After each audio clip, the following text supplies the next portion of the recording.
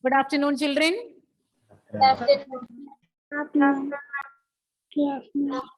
We have completed the first division of plant kingdom. Which was that? Mary Angelina. Which was the first division that we learned? Tell me. Which one we completed last class? Last day. Yes? Yes, algae. Algae, okay, algae. Which are the different types of algae that we learned, Adulya? Different types of algae that we learned? Chlorophyceae, Ah. Rhizophyceae, and Rhodophyceae. Okay, now we are going to learn about the second division of plant kingdom, which includes bryophytes.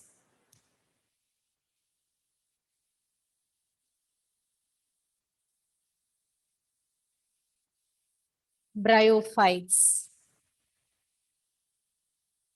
They are known as the amphibians of the plant kingdom. You had already learned this in class 9. Bryophytes are known as the amphibians of the plant kingdom. What are amphibians, Jyoti? What is special about them?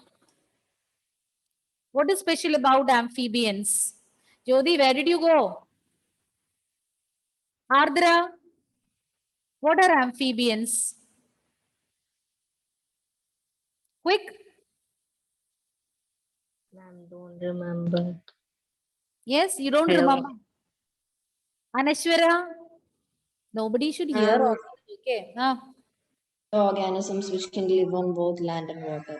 Both on land and in water. These are basics, no, in science. So organisms which can live both on land and in water are known as amphibians. And we call them as amphibians of the plant kingdom. They are not true amphibians, but we call them as amphibians of plant kingdom. The reason is they are terrestrial plants. They are found on land, but they need water to carry out sexual reproduction. For the sperms, for the male gametes to reach the female gametes, they need the presence of water. The male gametes need to swim to reach the female gamete. For that, water is essential. To carry out sexual reproduction, they need the presence of water. So without water, they cannot complete their sexual reproduction. That is why we call them as amphibians of the plant kingdom. Bryophytes are the amphibians of the plant kingdom. We call them by this name because they need the presence of water to carry out sexual reproduction. It is needed for water is needed for the male gametes to reach the female gametes. They are found in damp, humid, and shaded localities. In wet, moist places, you can find them. They are terrestrial plants. They are found on land, but they prefer cool and humid places, wet or moist, humid places, they prefer. Once again, we call them as amphibians of the plant kingdom because they, even though they are terrestrial plants, they need the presence of water to complete sexual reproduction. They are found in damp, humid, and shaded places. Now coming to the structure of the plant body, the plant body is more differentiated. So when we learned about Thallophyta or algae, I told you their body, just a thallus, an undifferentiated plant body. They have got no differentiation into root, stems or leaves, no vascular tissues are present. But here, when compared to algae, slightly differentiated, not well differentiated, but slightly differentiated. And it is thallus-like. Here also it is resembling a thallus, not well differentiated, and it can be prostrate or erect. Prostrate means lying flat on the surface, or it can be erect. Either it can be erect or vertical, or it can be horizontal, lying flat on the surface, or it can be attached. It can be attached to the substratum. So the plant body is differentiated better than algae, but not, we cannot categorize, or we cannot say that the plant body is well differentiated into proper stem, roots and leaves. But when you compare with algae, a better differentiation can be found here. But still they are thallus-like. Then they can be erect, vertical structures, or can be lying flat on the surface of the soil. And They are attached to the substratum by means of certain filamentous structures. These filamentous structures you call as rhizoids. These are multicellular structures which will help them to get attached to the substratum, similar to roots. Not roots, but in terms of function, they are like roots, filamentous structures which helps them in getting attached to the substratum. It can be either multicellular or unicellular, depending upon the type, depending upon the species of bryophytes. It can be either multicellular or unicellular. So what are rhizoids? Some filamentous structures which are either unicellular or multicellular, helping the bryophytes to get attached to the substratum. So that is a new word. So whenever you are learning a new words, you can highlight it or underline it. Rhizoids. In the figure also, you can see rhizoids, some structures resembling roots, but not exactly the roots. They look like roots. In function also, they carry out the same function. Roots, one main function is to help the plants to get attached to the soil, get attached to the substratum. Then true roots, stem or leaves are absent. That is why I told you we cannot say that they are well differentiated, but we can see some root, stem, leaf like structures, but not true stem, root or leaves. They may possess root-like, leaf-like or stem-like. We cannot call it a stem, root and leaf. They resemble, at least in some features or functions, they are resembling stem, root and leaf. That is why it's mentioned as root-like, stem-like, leaf-like structures. The main plant body is haploid. Do you know what is meant by haploid, children? Haploid and diploid? One nucleus and two nucleus diploid. Once again, One nucleus is haploid and two nucleus. in terms of chromosomes, it's in terms of, with respect to the chromosomes, we have this classification, haploid, diploid. I'll give you a clue. Our gametes, if you take the case of human beings, our body cells are diploid, gametes are haploid. Number of chromosomes is Yes? number of chromosomes is Chromosomes? unpaired in haploid and Not paired here. in diploid. Number of chromosomes, the chromosomes 40 paired, paired. unpaired, like in haploid means unpaired. Like if you take the case of human beings, gametes have how many chromosomes? Tell me the number of chromosomes in gametes. Male and female gametes, 23. There is no pairing there, 23. Whereas in 46, when 46 chromosomes are present, you can say they are in the paired condition. We have 23 pairs. Shreya, Anashwara, Alina, Sanjana, you're giving me punishment, you know. Or you enjoy me calling out your names? Yes, Malavika? Just to listen to the music of your name? I don't mind, I'll keep on calling. Nehal, Zahan. Zahan, very rarely you are turning the video on. Eva, Lakshmi. Lakshmi already messaged me. Okay. Haploid and diploid. Haploid is a condition where the chromosomes are unpaired. Diploid condition means chromosomes will be in the paired condition. And when we say N, we denote haploid condition as N and diploid condition is 2N. N indicates small letter n, unpaired set of chromosomes or unpaired condition of chromosomes. So gametes will be haploid. 23 chromosomes. I'm speaking about human beings. Okay, chromosome number is fixed for each species. So if you take the case of human beings, all the body cells are having 46 chromosomes each. So body cells are in the diploid condition, but the eggs and the sperms are in haploid condition, only 23 chromosomes. And you know why it is essential also. Yes. Why gametes are maintained, or why the gametes are having haploid condition or unpaired chromosomes? Why it is 23 when all the body cells are having 46? Why we should do this partiality to gametes? Hmm? Isn't it injustice, Jyoti? Yes. Tell me what is the reason? You people are learning biology in class 11, so you should know the basics also. This I think you are learning from class 8. You might have learned reproduction chapter was there in class 8. Tell me, let me see whether you know the basics. Why the chromosome number should be reduced in gametes? Why can't they have just like any other body cells? Why that partiality is shown to gametes? So Any? Yes. to inherit the genes of from mother and father, half of mother and half of father. Not clear. Once again. Inheriting the genes of the mother and father, half from the mother and half from the father. So the idea is there, but come to the main point.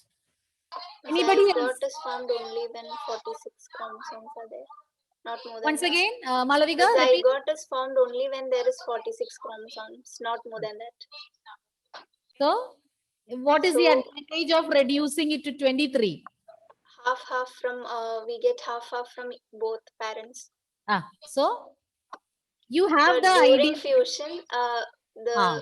gametes fuse and form a zygote. So that what will be restored? The chromosome number. Chromosome number. Just assume if no such haploid condition is there in the gametes, gametes also will have 46 each.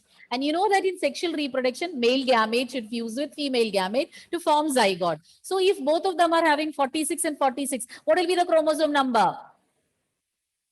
46 plus 46. 92. 92. Will it be a human being? It will be some other organism. So in order to maintain the chromosome number, generation after generation, this is being carried out. And what do you call the process by which the gametes are formed? Which cell division? Two types of cell division you have learned, no? Don't give me a shock, children. You don't know all these. You haven't learned? You haven't learned before? Ma'am, it's meiosis. I think this year, not this year, 2 years back, they had included cell division in class 9. Mitosis, meiosis, have you learned? No. Yes, ma'am. You have Yes, learned? So which division is taking place? Mitosis or meiosis? Hmm? Meiosis. Meiosis. In mitosis, the chromosome number remains the same, taking place in the body cells for growth, repair, maintenance. For that, it is happening. Mitosis. Whereas meiosis, reduction division. Chromosome number is becoming half, taking place in your reproductive cells. So, we are learning about plant kingdom, but I just mentioned about human beings so that you will understand the concept. So haploid and diploid, hope you have understood the difference. Haploid, we denote it by small letter n in brackets, and diploid we denote by 2n. 2n indicates paired condition of chromosome, n indicates unpaired condition of chromosome. So back to the topic. The main plant body, Devi Krishna, are you getting headache hearing my voice? No, no. No, at times you're holding your forehead. So I thought if I need to reduce my volume, you can tell me. Okay, the main plant body is haploid. The main plant body is haploid. It produces gametes. Hence, it is known as a gametophyte. Hope you're remembering. In the previous chapter, we learned about alternation of generations, and I told you in the next chapter, we'll be learning in detail. There are two phases in the life cycle of a plant, that is gametophytic phase and sporophytic phase. Okay, if you have forgotten, you can turn the pages and see. So it is the main plant body that can be different for different species. So the main plant body here is haploid. Just a minute. The main plant body is haploid and it produces gametes. As it is producing gametes, you call it as a gametophyte. There are two phases. One is gametophytic phase, other one is sporophytic phase. As the name suggests, gametophytes will produce gametes. Sporophytes will produce spores. Okay. And here, in the case of bryophytes, the main plant body is gametophyte, which is haploid. Haploid gametophyte is the main plant body in bryophytes. This is not fixed. The main plant body, depending upon the type of plant, this can differ. In some, the main plant body will be diploid sporophyte. Here it is haploid gametophyte. So you can see the main plant body gametophyte, which is rooted. Rooted in the sense that with the help of rhizoids, they are attached to the substratum. And here you can see attached to the main plant body, there is a sporophyte. The spore bearing, see here you can see a capsule inside which spores will be present. So from here to here it is sporophyte and below it is gametophyte. And in certain cases, as we can see here, the sporophyte is attached to the gametophyte. Here the sporophyte and gametophyte are attached. But in some cases you will see they are independent. They are free living, not attached. Sporophyte and gametophyte will be independent structures, free living structures. But in bryophyte, main plant body is haploid gametophyte. And this gametophyte, as the name suggests, will produce gametes. So once again, we will see the different points. Here the body is differentiated more than that of algae. Still it is thallus-like and it can be prostrate or erect. And with the help of rhizoids, certain filamentous structures, they get attached to the substratum and they have root-like, stem-like and leaf-like structures, but not true stem, root or leaves. True vegetative parts are absent. Instead, structures which resemble root, stem and leaves are present. And here the main plant body is haploid gametophyte, which produces gametes. Any doubt? Any doubt? No, no. See, don't think that only if you have understood, you need to respond. Whether you have understood or not, you can respond. Only then I'll come to know, no, whether I can proceed. Okay. Next slide. The sex organs in bryophyte. So we learned about gametophyte. Sex organs will be present in the gametophyte because gametophyte is producing gametes. The sex organs in bryophytes are multicellular. Male sex organ, female sex organ. So male sex organ will produce male gametes. Female sex organ will produce female gametes. And the male sex organ is known as antheridium. An archegonium is a female sex organ. Antheridium and archegonium. Antheridium will produce the male gametes known as antherozoids, which are having two flagella, biflagellate antherozoids. Okay.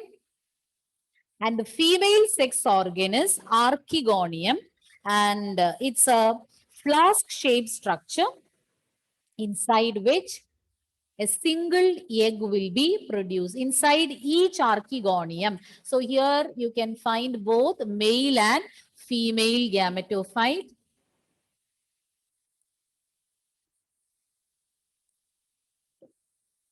Here you can see this is female gametophyte and here you can see male gametophyte and enlarged view you can find and our antheridium. So antheridium with the sperm. So here also you can see archegonium.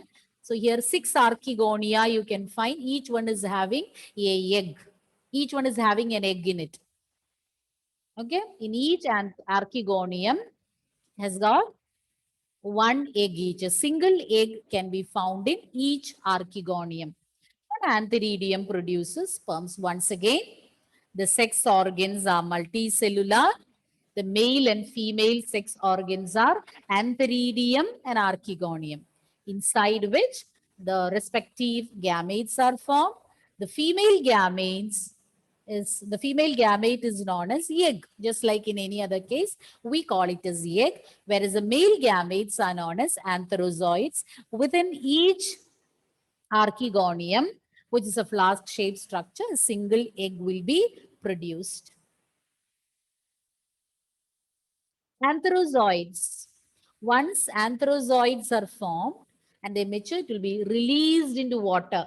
I told you in the beginning, presence of water is needed for the sperms to swim and reach the egg. So antherozoids will be released to water and they will swim and they'll reach the archegonium. And once they reach the archegonium, they will meet. Yes? Ma'am, I am in the waiting room. Oh, and then how can you speak? Yes. Aditya Dev, how is it possible? Teach me the trick, no? Ma'am, I am a hacker. Antherozoids are released to water and they will swim and they will reach the archegonium and there it will meet the heroine, that is egg. An antherozoid will fuse with the egg. And male and female gamete fuses, you know what is going to happen? A zygote will be formed.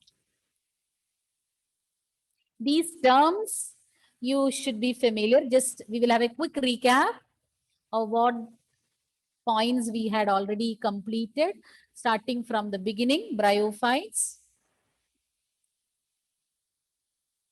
Okay. Bryophytes are known as the amphibians of the plant kingdom because they live on soil or they are found on land, but at the same time they need water for the male gametes to reach the female gamete. As water is essential to carry out sexual reproduction, we call them as the amphibians of the plant kingdom, and they prefer damp, humid, and shaded places.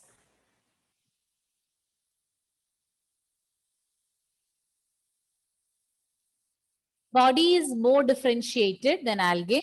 Thallus-like, it can be the erect or flat structures, and the attachment is by means of some filamentous structures known as rhizoids. True root, stems, and leaves are absent, but they have structures which resemble them.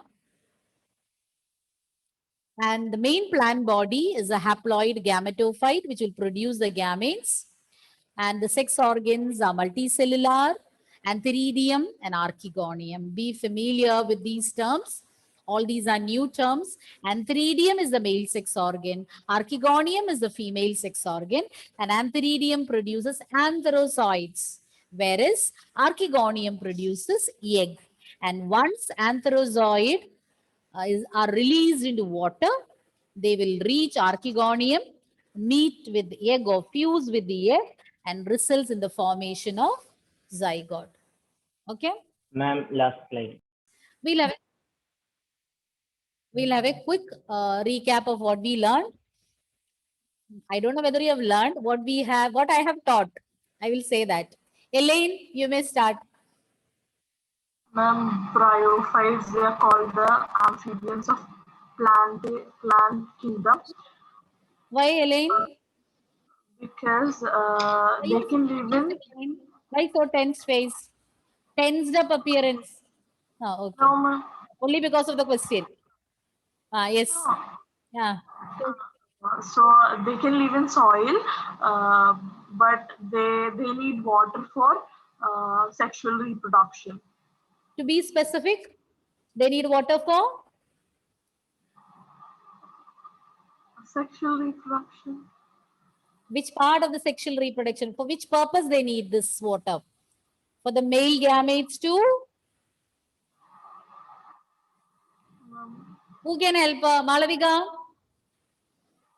For the male gametes to reach the female. Reach the female gamete. So it is through, with the help of the water, they swim and reach the female gamete. Okay, Lane? Then, Gaya?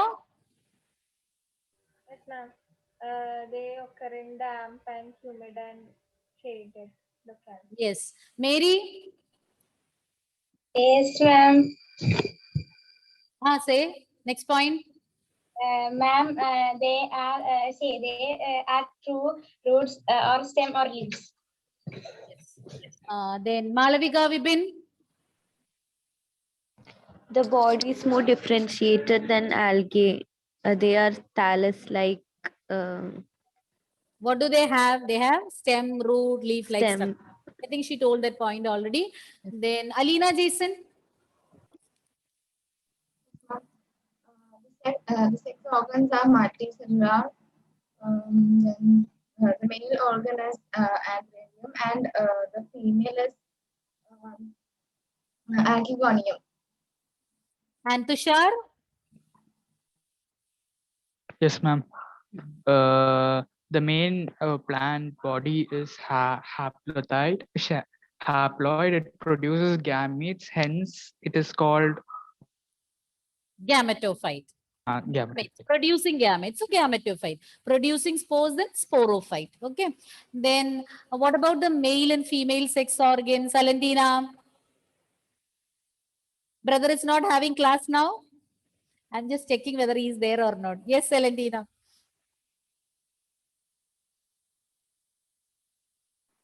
The male organ is antheridium and produces biflagellated androids, and the female sex organ is archaeodium and flask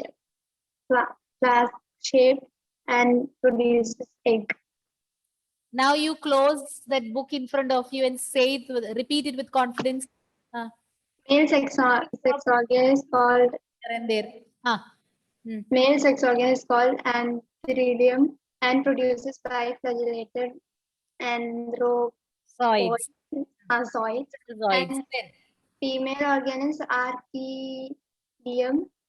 Archegonium, flask-shaped structure. Then Archegonium, and it produces egg. okay.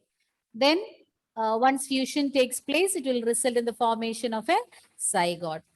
Shall we continue? Shabiri is looking at the watch. Time is in, I think we'll wind up here. That indicates that you are tired of listening to me, no? Shabiri, tell me the truth. No, ma'am, no. Otherwise, we will not look the time. No? Ma'am, I saw it was 4:20, so that's why I asked. Okay, no problem. Okay, we'll wind up. No doubts. No, I know so many new terms you are learning. And if you feel that I have to go slow, you can tell me. Okay, no problem. But we have no other choice. And once a group is formed, I will forward the syllabus. I think I have forwarded it to Devi. If somebody needs it so urgently, you let me know. I will forward it. If not, I'll post in the group. Okay, we'll wind up. So see you next class. Thank you, children. Thank you, ma'am. Yeah, ma'am. Thank you, ma'am.